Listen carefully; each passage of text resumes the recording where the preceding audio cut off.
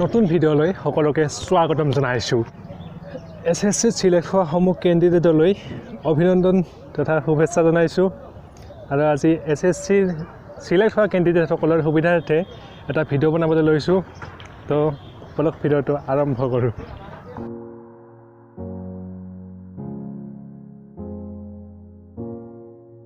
আৰম্ভণিতে কৈছোঁ যে আজিৰ এই ভিডিঅ'টো হ'ব SSCৰ কেণ্ডিডেটসকলৰ ওপৰত, যিসকলে SSCৰ মেৰিট লিষ্টত নিজৰ নাম এণ্ট্ৰি কৰিবলৈ সক্ষম হৈছে আৰু যিসকলে পেৰামিলিটাৰী ফ'ৰ্চ জইন কৰিব 2 মাহৰ ভিতৰত। তো আজিৰ ভিডিঅ'টোত মই এইখিনি কথা ক'ম যে এপইণ্টমেণ্ট অহাৰ আগত কি কি কৰিব লাগিব আৰু এপইণ্টমেণ্ট অহাৰ পিছত ডকুমেণ্টছৰ কাম কি কি থাকিব বা ইয়াত আহি কি কি সুবিধা পাব বা কি কি অসুবিধাৰ প্ৰথম অৱস্থাত কি কি অসুবিধাৰ সন্মুখীন হ'ব পাৰে। তো সেই সকলোবোৰ কথা নিজৰ এক্সপেৰিয়েঞ্চৰ ফালৰ পৰা আজিৰ এই ভিডিঅ'টোত আপোনালোকক ক'ম। তো বহি লোৱাৰ আগতে বহি গৈ প্ৰথমতে আহে পুলিচ ভেৰিফিকেশ্যন। পুলিচ ভেৰিফিকেশ্যন বেলেগ একো নহয়, যদিহে কোনো ধৰণৰ কেছ পাতি নাই, আগত কোনো ধৰণৰ বেয়া ৰেকৰ্ড নাই তোমাৰ, তেনেহ'লে পুলিচ ভেৰিফিকেশ্যন তোমাৰ বাবে একোৱেই নহয়। আৰু কি কি ডকুমেণ্টছখিনি নিয়েহেঁতেন থানাত নতুবা ডিচি অফিচত জমা কৰিলে হ'ল। ইয়াৰ পিছত থাকিল এপইণ্টমেণ্টত দিয়া মতে ডমিচিয়েল। আচলতে ডমিচিয়েল মই জনাত 2012 চনৰ পৰা সাধাৰণ মানুহক দিয়া বন্ধ কৰি দিছে। মই নিজেই ইণ্টাৰভিউ দিওঁতে ডুপ্লিকেট এনেই মানে কাম চলা কৰি এখন ডমিচিয়েল বনাই লৈছিলোঁ আৰু সেইখন যেতিয়া এপইণ্টমেণ্ট আহিছে, এপইণ্টমেণ্ট হোৱাৰ পিছত চেঞ্জ কৰি লৈছোঁ। মানে কি অৰিজিনেলখন ডিচি অফিচৰ পৰা বনাই লৈছোঁ, এপইণ্টমেণ্টখন দেখুৱাই এপইণ্টমেণ্টখনৰ জৰিয়তে। যদিহে মোৰ দৰে আপোনালোকেও তেনেকুৱা টেম্পৰাৰী ডমিচিয়েলৰ জৰিয়তে ইণ্টাৰভিউ দিছিলে, তেনেহ'লে সময় থাকোঁতেই ডিচি অফিচত গৈ নিজৰ মেৰিট লিষ্টত নাম অহা সেই লিষ্টখনৰ জেৰক্স কপি এটা লৈ বা এপইণ্টমেণ্ট যদি আহিছে এপইণ্টমেণ্টৰ কপি এটা লৈ ডমিচিয়েলৰ বাবে এপ্লাই কৰি দিয়া, এপ্লিকেশ্যন মাৰি দিয়া, এসপ্তাহৰ ভিতৰত ডমিচিয়েল ইছ্যু কৰি দিয়ে। তো ডমিচিয়েলৰ কথাখিনি ক'লোঁ। ইয়াৰ পিছত আহি গ'ল এডুকেশ্যনেল কোৱালিফিকেশ্যন। আচলতে SSCত এডুকেশ্যনেল কোৱালিফিকেশ্যন খুজিছিল ক্লাছ 10, আৰু যিসকলে ক্লাছ 10ৰ ওপৰত 12 বা ডিগ্ৰী গ্ৰেজুৱেশ্যন কৰিছে, তেনেহ'লে গ্ৰেজুৱেশ্যনৰ অৰিজিনেল চাৰ্টিফিকেটখিনি জমা নিদিয়াটোৱে মই ভাল দেখোঁ। মানে কি জেৰক্স কপিটো জমা দি দিয়া, অৰিজিনেলখিনি নিদিলে হ'ল। আৰু যদি খোজে তেনেহ'লে ক'লে হ'ল যে এই অৰিজিনেলখিনি আনিব পাহৰি গৈছোঁ দৌৰিতে, তো জেৰক্স কপিখিনিৰে জমা দি দিওঁ, পিছত পাৰিলে দি দিম। মই এইকাৰণে কৈছোঁ যে অৰিজিনেলখিনি জমা দিব নালাগে, কাৰণ এবাৰ জমা কৰাৰ পিছত সেই ডকুমেণ্টছখিনি তাৰ পৰা উলিওৱা বহুত টান। ঠিক তেনেদৰে কোনোবাৰ যদি কম্পিউটাৰ চাৰ্টিফিকেট আছে, খেলৰ কিবা চাৰ্টিফিকেট আছে বা ITI তেনেকুৱা যদি কিবা চাৰ্টিফিকেট আছে স্পেচিয়েল, তো সেইবিলাকৰ জেৰক্স কপি দি দিলে হয়। ইয়াৰ পিছত থাকিলে কাষ্ট চাৰ্টিফিকেট। তো OBC ST SC সকলৰ বাবে ষ্টেটৰ পৰা যি এখন কাষ্ট চাৰ্টিফিকেট পোৱা যায়, সেই কাষ্ট চাৰ্টিফিকেটখন দিলে হ'ল। আৰু তাৰ লগতে চেণ্ট্ৰেল OBC, চেণ্ট্ৰেল ST বা চেণ্ট্ৰেল SCৰ যি এখন চাৰ্টিফিকেট পোৱা যায়, সেই চাৰ্টিফিকেটখন লাগিব। OBCৰ সকলৰ বাবে চেণ্ট্ৰেল SC হ'ল Annexure 7, কাৰণ মই নিজে OBCৰ, সেইকাৰণে মই গম পাওঁ যে OBCৰ কাৰণে Annexure 7খন হৈছে চেণ্ট্ৰেল OBC। ইয়াৰ পিছত থাকিল চিনাকি পত্ৰ, Aadhaar card, PAN card, voter ID। আচলতে আধাৰ কাৰ্ড নতুবা ভোটাৰ ID ইয়াত খোজে, আৰু যদি ভোটাৰ ID বা আধাৰ কাৰ্ড এতিয়ালৈকে হোৱা নাই, তেনেহ'লে পান কাৰ্ডেৰেও কামটো চলি যাব।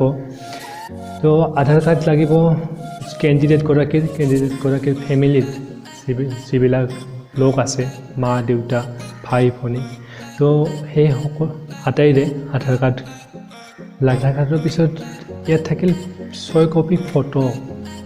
তো কেণ্ডিডেটগৰাকীৰ 6 কপি ফটো লাগিব, আৰু সেই ফটোবোৰ লাগিব পাছপৰ্ট চাইজৰ। আৰু ফটোখিনি অলপ নৰ্মেল ড্ৰেছ, মানে কি আৰু যাতে অলপ চুলি জেংগ নকৰা কৰি ফটোখিনি উঠি পেলাই লৈ আহে। তো সেইটোৱেই কাৰণে 6 কপি ফটোৱে তোমাৰ আই কাৰ্ড, তোমাৰ SR বুক, তোমাৰ হেল্থ কাৰ্ড, এই আটাইবোৰতে দিয়া হ'ব। আৰু তাত তো এই চুলি উঠা কালাৰফুল চোলা পিন্ধা অভাৰ তেনেকুৱা ফটো একচেপ্ট নকৰে, হয়তো জমা নাৰাখিব পাৰে। আৰু ইয়াত তেনে কোনো ধৰণৰ ফটোশ্বপ নাই ওচৰত, হয়তো ওচৰমান থাকিব পাৰে কিন্তু বাহিৰতো ওলাব নিদিয়ে। তো ফটোৰ বাবে ইয়াত হাহাকাৰ কৰিবলগীয়া হ'ব পাৰে যে ফটো কেনেকৈ ধুই লওঁ, কেনেকৈ আৰু কি কৰোঁ। তো মোৰ বোধেৰে ফটোবোৰ অলপ নৰ্মেল ড্ৰেছত উঠি পেলাই অহাটোৱে ভাল। আৰু ইয়াৰ পিছত থাকিল SBI বুক।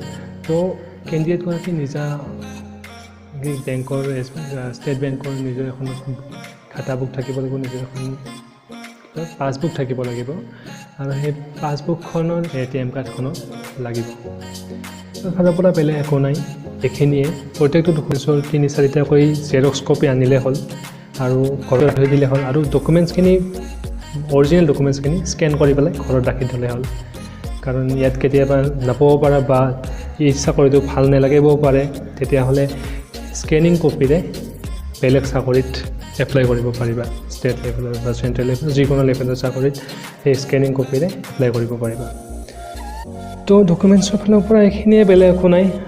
আৰু এটা কথা ক'ব পাহৰি দিছোঁ যে এই যি ফটো আৰু বা ডকুমেণ্টছ যিমানখিনি এপইণ্টমেণ্টৰ লগত দি দিবা জইন কৰোঁতে, সেই আটাইবোৰ gazetted officer, principal, high school teacher, হাইস্কুলৰ প্ৰিন্সিপাল, তো তেনেকুৱা গেজেটেড অফিচাৰৰ ছিগনেচাৰ লাগিব জেৰক্স কপিবোৰত, যিবিলাক জমা কৰিবা। আৰু পাছপৰ্ট চাইজ 6 কপি ফটো খুজিছে, সেই ফটোবিলাকতো গেজেটেড অফিচাৰৰ ছিগনেচাৰ লাগিব। তো জইনিং হৈ গ'ল, ডকুমেণ্টছ পাতিৰ কাম হৈ গ'ল। ইয়াৰ পিছত আহি গ'ল মেডিকেল। ইয়াত অহাৰ পিছতো এটা নৰ্মেল, এটা সাধাৰণভাৱে মেডিকেল কৰা যায়। ইয়াত নৰ্মেলকৈ এটা মেডিকেল কৰে, মানে কি আৰু হাইটটো চাই, চেষ্ট চাই, ৱেইট চাই, আৰু অলপ এনে ভিতৰুৱা আৰু যিখিনি ইয়াত উল্লেখ কৰিব নোৱাৰি। তো নৰ্মেলি এটা মেডিকেল হয়, খুব ভয় কৰিবলগীয়া নাই, ইমান হাৰ্ড মেডিকেল নহয়। ইয়াত কোনো ধৰণৰ আই টেষ্ট, চকুৰ পাৱাৰ তেনেকুৱা কোনো ধৰণৰ টেষ্ট নহয়, মাত্ৰ বডিৰ ফিটনেছটো চাই।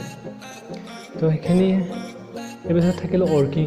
তো জইন কৰাৰ পিছত এনেইতো নোখোৱাই, ডিপাৰ্টমেণ্টে আকৌ এনেই নোখোৱাই। এই পিছত জইন কৰাৰ 2 দিন পিছৰ পৰাই এইটো ৱৰ্কিঙত লগাব। ৱৰ্কিঙৰ ভিতৰত থাকে খাজ কাটিং, মাটি কটা বা লিপাই কৰা, আৰু কেতিয়াবা দিব পাৰে বাগিচাত ফুলৰ গছত পানী দিয়া। তো ৱৰ্কিং এইখিনিয়ে, বেলেগ একো নাই। তো ইয়াৰ পিছত থাকিল অসুবিধা, মানে অসুবিধাৰ কথা ক'ম বুলি কৈছিলোঁ। আচলতে ইয়াত অসুবিধা তেনে নহয়।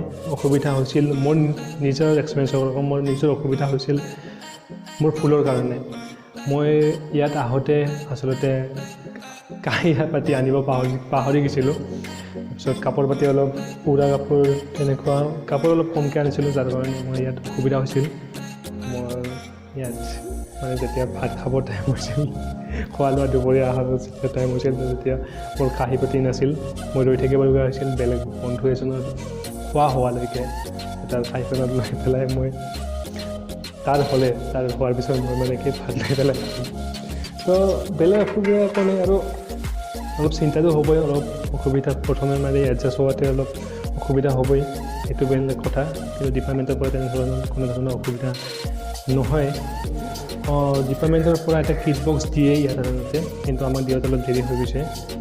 যিবিলাক নতুন SSC আহিব, সেই ক্ষেত্ৰত অহাৰ পিছতে মানে লগে 10-15 দিনৰ ভিতৰত হয়তো ট্ৰেইনিং আৰম্ভ হ'ব জইন কৰাৰ। তো সেইকাৰণে সিহঁতক অহা দুদিনৰ ভিতৰতে কেইজন কিট বক্স দি দিব।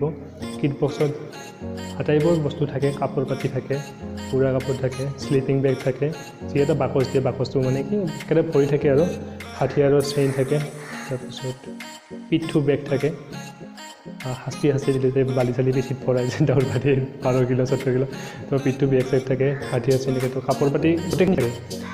তাৰ ফালৰ পৰা ক'লে যদিহে টেলেণ্ট আছে তেনেহ'লে ইয়াত ডাইৰেক্ট SR এক্সাম দিব পাৰি 3 বছৰ পিছত।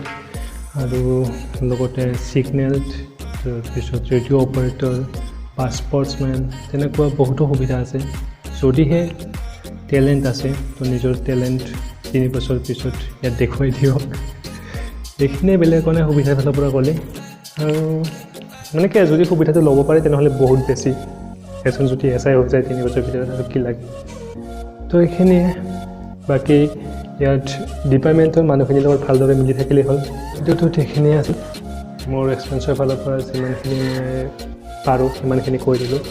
ত' এইখিনিয়ে আৰু বাকী ইয়াতো কেনেকৈ থাকিব লাগিব বা বেৰিক ৰুম নিজৰ ৰুমবিলানো কেনেকুৱা হয় বা কিট বক্সটোনো কেনেকুৱা হয়, তো সেইখিনি দেখুৱাই দিছোঁ।